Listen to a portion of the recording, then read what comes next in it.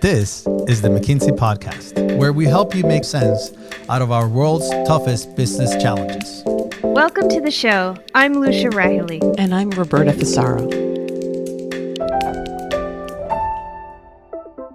Our co-hosts, Roberta and Lucia, are taking a summer break, so today you'll hear a popular and previous McKinsey podcast episode.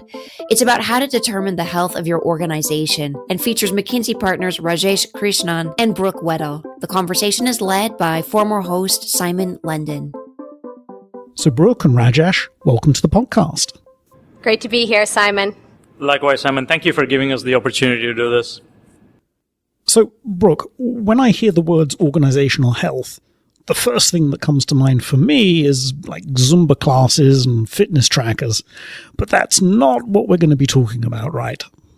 No, it's not. But I think the metaphor in some ways helps. Organizational health is about the way in which you run your organization to effectively deliver against your performance goals. Much as you would with physical health, want to have exercise regime that allowed you to achieve a level of mental health, physical health, to be able to deliver against your own ambition levels as an individual. Organizations need to do the same thing. Now, there's a technical definition associated with this as well, and we like to say that organizational health is comprised of three things. One is how well the organization aligns around a common strategy and then translates that down into the work environment, how well the organization executes against its strategy and its ambition, and then how well it renews itself over time. And that basically means two things. One, looking outside, staying in tune with the customer or its clients. And then two, having an internal innovation engine so that you can allow those insights to be brought into the organization and turned into something useful in terms of driving innovation and new capabilities. That all sounds very reasonable, but how did we decide that these are the things, alignment, execution, and renewal, that define a healthy organization? The research dates back over 15 years, Simon, and initially we were trying to understand what set organizations apart that performed for long periods of time. Many of us have seen the data from the S&P 500 where the tenure of the average company is decreasing. And the idea is that the organizations that lasted focused on organizational health, what we later called organizational health, as much as they did performance. And when you break it down, you see that there are 9 outcomes and 37 management practices. And those are the things that organizations do to drive the outcome. I'm feeling a little bit slow today, Brooke, so just make sure I understand this distinction between outcomes and practices. Let's take motivation. What do you do to motivate your employees? You pay them, you give them career opportunities, you reward and you recognize them using non-financial tools and levers. You want to help them find meaning in their work. We've all seen that research. And you need to lead them by being inspirational. Those are exactly the practices that sit behind the motivation outcome. So when we look at those two levels of data, we can help an organization understand what are the levers that they're using to drive motivation, what is working well, what is not working well from an impact standpoint on that outcome. And just to clarify, the data about practices that companies are using and whether people are indeed motivated, aligned, and so on, how do we get it? Well, it's actually quite simple. We ask employees. So all of our organizational health data comes from the tool, the Organizational Health Index, and it's a survey. It's a survey that we generally deploy to the entire organization, and we ask for their views and perspectives on the 9 outcomes that we talked about and the 37 management practices. We have over 6 million respondents in the database. We have, I think we're up to 2,000 companies that have deployed the OHI, 25% of the Fortune 500. We like to say that when you add it all up, we have 1 billion data points on organizational health. And the interesting thing about doing it in this way is that, of course, you hear directly from employees, and that's important. But the other thing that you see through the data is differences, right? And one that frequently comes up is that leaders in the company have a very biased view of their organization's health. They have an overly positive view of it. And so we've been in many eye-opening conversations with leadership teams where we show them the difference in perception between frontline and the leadership team. And it's a real moment of clarity around, look at how people are seeing the way in which the place is run compared to the way you see it and the blind spots that suggests. And then, of course, you can link the health scores, I guess, back to performance metrics, which is where the rubber hits the road. Yeah, that's right. So we have research that looks at outcome measures that are related to total returns to shareholders, to productivity measures in a call center, even to patient error rates in a hospital. We're able to look at a diverse set of performance outcomes and link that back to organizational health in terms of positive correlations. So Rajesh, let me bring you in here. I know a lot of your work is with organizations going through, performance transformations. So just to play devil's advocate, why are you interested in all this soft stuff about management practices and behaviors? It is definitely the behaviors, but I wouldn't characterize it as the soft stuff. When we talk about transformations, we're talking about dramatic change in the performance of that organization, which means that they're underperforming right now. Something needs to materially change so that they can do better. Better margins, better revenues, whatever the metric be. They're unlikely to do that unless they fundamentally look at what's not working today and changing the way that's done. Ripping costs out, for example, is not a transformation. If you go in somewhere, you can always find things you can stop buying, but you haven't fundamentally changed whatever was the issue that got that company to underperform in the first place. So looking at the company holistically, running the OHI, which is our instrument to measure health, understanding what are the behaviors that are getting people in that organization stuck in the first place, and then figuring out why that's happening and fixing them, we think is a commitment you have to make if you want to transform. So when you run the OHI, you might find out, for example, that there's really poor consequence management, that people often sign up for goals and targets, but they miss them, and when they miss them, they're not held accountable. Well, if that sort of behavior persists, even if you choose to set a transformation and you have a big aspiration, chances are people will continue to fail. And as a result, you will never really get out of the hole you're in. So we think being holistic, looking at performance and looking at health. In performance, where do we think there are opportunities, whether it's from a sales or an operations or from a function standpoint? And then from a health side, which is what are the behaviors we need to emphasize and reinforce? We think these two together give you an answer that will allow you to get to the end state that you want as a company or as an institution. Even so, this sounds mighty complicated. I think Brooke mentioned earlier that there are, 37 different management practices underpinning the organizational health index. I mean, surely in any context, that's too many for a manager to hold in their head. We don't recommend people to focus on 37. In fact, we know that if you try focusing on all 37, you will fail. What is important to understand is when you look at your team or when you look at your unit as a manager, you want to get a sense of what's not working well or as well as you would like it to, and what is important for your success. And then we would recommend that you prioritize a manageable set of behaviors that will really help you go after the performance improvement that you want to unlock. For a number of transformation contexts that I serve, that number is typically around 8 to 12 things, because these are companies or organizations that are looking to drive a material performance gain. And in order for them to do that, there are a number of things they need to change about the way they run their place. On the other hand, there are some organizations that are quite well run, and maybe it's just a handful, 3 to 5 things that they really want to focus on and double down. Every time you go to the doctor, you come back, there's a couple of things that look out of whack, and you want to focus on those and make sure those are under control. So this is a true diagnostic. It helps identify where there are areas of opportunity, and then you should prioritize within that what's the right thing for you to focus on. To build on what Rajesh is saying, we use a concept called the recipes to help organizations prioritize the management practices that they're going to focus on, knowing that they shouldn't focus on all 37. The way that we developed the recipes was we said it's not good enough, right, to have the perspective that all 37 management practices are created equal. We actually should look at the data and see what the top performing companies in our database from a health perspective are doing when it comes to prioritizing these different practices. And when we did this cluster analysis, there were 4 recipes that have emerged. And we've actually done this twice now, and the recipes have remained the same in terms of the general clustering.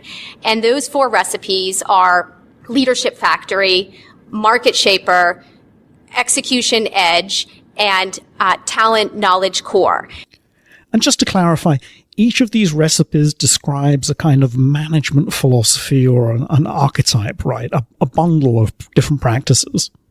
Yeah, that's right. Leadership Factory would be about deriving a competitive advantage from building a strong leadership bench. So when you look at iconic companies that are doing this, you see them over-investing in leadership development, in talent programs that puts leaders in stretch opportunities, stretch roles to try to enable that development to happen more quickly and really deriving a competitive advantage around it. For market focus, you see companies that have an outsized emphasis on shaping the market, shaping customer preferences, and building goods and services to meet those needs and even to create goods and services not only to meet a need, but to actually create something that customers didn't even know they needed in the first place. Third, the execution edge. This is a group of companies that are deriving their competitive advantage from getting better every day. So this is where you would see some of the classic lean principles playing out. The heart of the execution edge recipe are management practices that focus on innovation, of course, bottom-up innovation, top-down innovation, but really leveraging the full power of the workforce. So you see employee involvement, you see performance transparency, holding people accountable in visible ways. And then finally, you have talent knowledge core. That's the only recipe that really emerges more as an industry-specific type. And here you would find companies that are involved in professional services, R&D. In some cases, you see, some of the sciences show up here, innovation. The companies here are focused on getting the best talent and expertise and cultivating that in ways that allow them to stay ahead of the competition. So giving those people great career opportunities, of course, paying them very well in some cases, rewarding and recognizing them, and ensuring that their recruiting engine is always best in class. So Rajesh, just to bring us home, maybe give us a concrete example. What are the kind of management practices that underpin one of these recipes? Pick anyone you like. Okay, so let's say you're a manufacturing organization and you have picked the execution edge or the continuous improvement engine recipe. The practice that is probably the most important to that recipe is performance transparency, right? Which is, very simply put, how do you make results of an individual, of a unit, easily accessible and widely available for people to look at, with the belief that if that information is made available, good things happen. Let's say you are a manufacturing plant and your yields are pretty low. You're not producing as many units as you would like. Providing performance transparency in that instance, taking the time to say, let's have a dashboard that shows for every single line that we have in this plant, how many units we are producing, how many units have quality defects, whatever the metric is, and let's just make that available across all the different teams that we have. What tends to happen in those situations instantly is everyone always anchors on who's at the top. And why is it not possible for them to get from where they are to get to where they can be? Because you made these results accessible. If that line can operate at 96% utilization, why are you operating at 72% utilization? And people try and understand, they're motivated to do better, but they also understand perhaps what is allowing that line to operate at its best, and they make changes to their maintenance schedule, they bring in more knowledgeable people to fix things, and it gets better. Similarly, let's say you're a sales manager who has to sell the products of this plant, and you have a number of salespeople, and your margins have been declining even though your sales have remained flat. Providing transparency, not just on revenues, but on margins generated by salespeople, often helps because salespeople tend to be a competitive bunch. So the performance transparency you're providing here is not a culture exercise that's happening on the side. It is a management behavior that allows for us to be able to get better by learning what the other person is doing and just knowing where to aspire to. So that's why we don't think these things are separate, or that health often is at the detriment of near-term performance. If anything, it is actually used to accelerate and provide performance gains when used in the right way. Presumably, when you open this conversation with clients, most management teams have got a fairly clear idea of the recipe or the management philosophy that they're pursuing, and therefore, the management practices that they should be prioritizing. A lot of the companies that Rajesh and I work with actually don't have at least a common understanding of the recipe or management philosophy that they are pursuing, which causes a lot of cognitive dissonance in the organization about how to run the place, right? So where should I be spending my time? If I had an incremental hour, should I be on the front line trying to get an hour's worth of improvement out of the frontline crew there? Or should I spend an hour of my time really investing in trying to understand the next generation of insights from a customer focused group? So it really has pretty significant implications for the alignment of around a common way to run the place when you think about this recipe, but most companies wouldn't be able to clearly articulate what that is. In the organizational health discussion allows them to have a clearer conversation about that using a common language. You want to constantly, not every year, but every 2, 3, 5 years, reevaluate where you are and what recipe you've selected and what really is going to likely lead you to success. We think the recipes are useful to get a sense of what sets of behaviors work. But the recipe to me as a manager is not that helpful. What I want to know is what are the things that my teams think we're not doing as well as others are, that there is room for improvement. So if, for example, you say, there's not enough career opportunities, there are not enough rewards and recognition, I'm not being a supportive leader, that's helpful for me because I know what behaviors can help overcome that. To be a supportive leader, if I'm over-anchoring on challenging or authoritative leadership, what are the behavior changes that I need to bring in so that I'm seen as a balanced leader who's able to get the most out of my team? If there is a lack of role clarity, it's very clear that I probably need to have discussions with all my team members and make it very clear who's responsible for what and who do they need to go to for help. So once you move the expectations from let's follow a recipe for success to the behavior being the unit at which change occurs, it just makes it really tangible. I can get specific actions that if I take will improve the health of my team, and as the statistics say, when that happens, the performance improves as well. So let's just talk a little bit more about companies going through, real performance transformations, which was the topic for the article, The Yin and Yang of Organizational Health. What are some of the considerations in a transformation context in particular? And what does the data tell us about what works?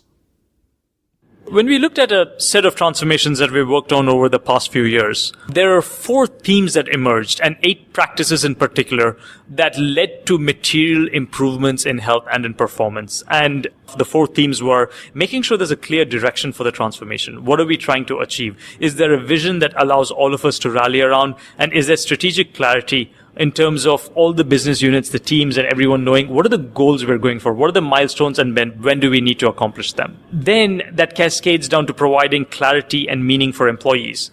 Does every individual employee know their role in delivering this vision that the company has? Do people feel engaged? Are employees involved in being able to set the direction for themselves? And in doing so, do they look for ideas and do they look for innovation? So both capturing external ideas, so looking outside from your suppliers, from your customers, from other parties that you engage with, and can you bring innovations in that you can try? And also encouraging bottom-up innovation, which is asking your front line to think about how they can provide inputs that change the way in which work gets done. And then finally, making sure there's a really strong performance cadence. The transformations that we undertake have a strong infrastructure that makes sure that you are operationally disciplined and you live up to the commitments that you have made and that you deliver on time and in value, but also making sure that that's supplemented by supportive leadership so that if there are genuine reasons why we couldn't perform at the level we wanted to, that there is an environment that allows for us to care about the employees' welfare and gives them a chance to be able to come back and do better at this. So these are the 4 things that we think, when they come together, are really powerful in having a direction, making sure that there is clarity for the individual, making sure that we have ideas that we bring in to spark the transformation, and that we have an infrastructure that allows for us to be disciplined, but at the same time allowing for support and welfare to be priorities that the leadership focuses on.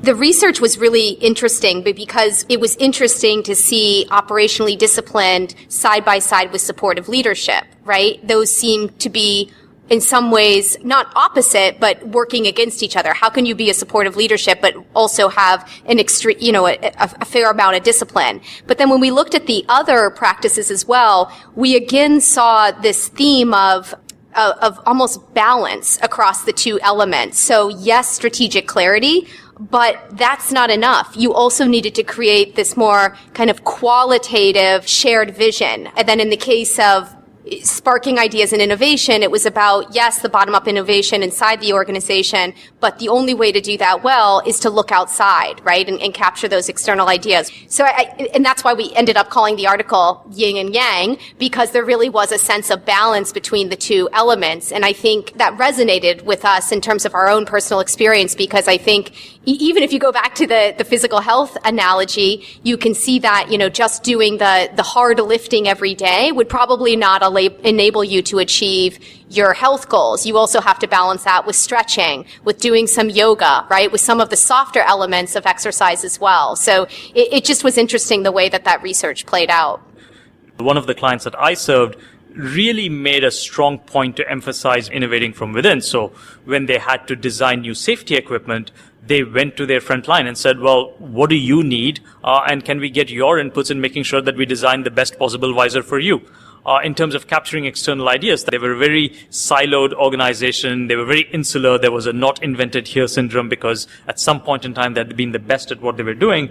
But then they completely turned it around. And any new hire who joined the organization, they spent a few days to a week really trying to understand how did stuff happen in their old job, even if the industry was different, and could those ideas have relevance for how this organization worked. And in one of their Asian markets, they found out that there were ways to manage trade and how they access different markets and how they manage the regulatory system that were immensely helpful for unlocking new ways of doing things. So each of these things, combined can actually become pretty powerful. So what I love about that example is that it's intensely practical. It really answers the question, what should we be doing differently as a management team, today? Yeah, and I think the point, linking it back to the behaviors, is that the recipes can help you alongside the transformation practices in focusing on a short set of management practices to focus on.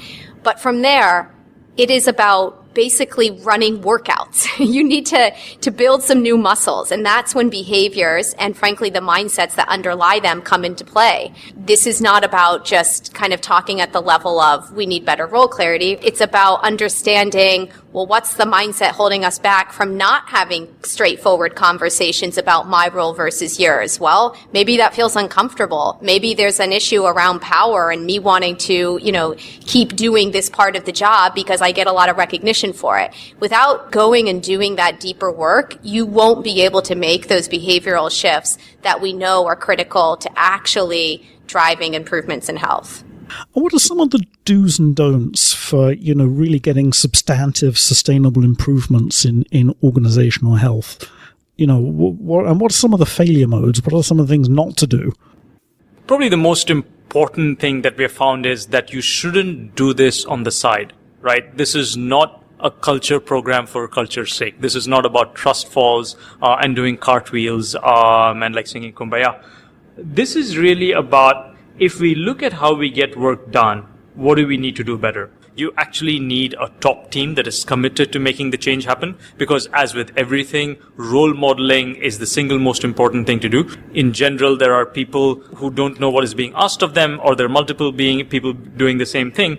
It often tends to be because the top team has overlapping responsibilities, or they have a misunderstanding of who's actually responsible for what outcome. So fixing those issues there, getting those people to be very clear in terms of who's responsible for what, who do they need to go to for authority, by when do they need to get things done, who else do they need to get inputs from.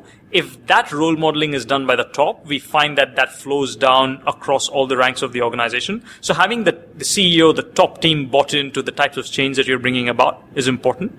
I think the common trap here is that when working on organizational health, because it is perceived to be, and in some sense rightly so, a way to change the culture of the organization, it is seen to be as an HR topic only. And I think Rajesh and I would both say that, based on our experiences, that keeping it only in the realm of HR significantly limits the potential of the organization to drive health. So Rajesh mentioned the need to have the top team fully bought in and role modeling the organizational health behaviors. Well, when it's seen as something on the side, something driven only by HR, the impact on role modeling is that it doesn't happen, or is it doesn't happen as well.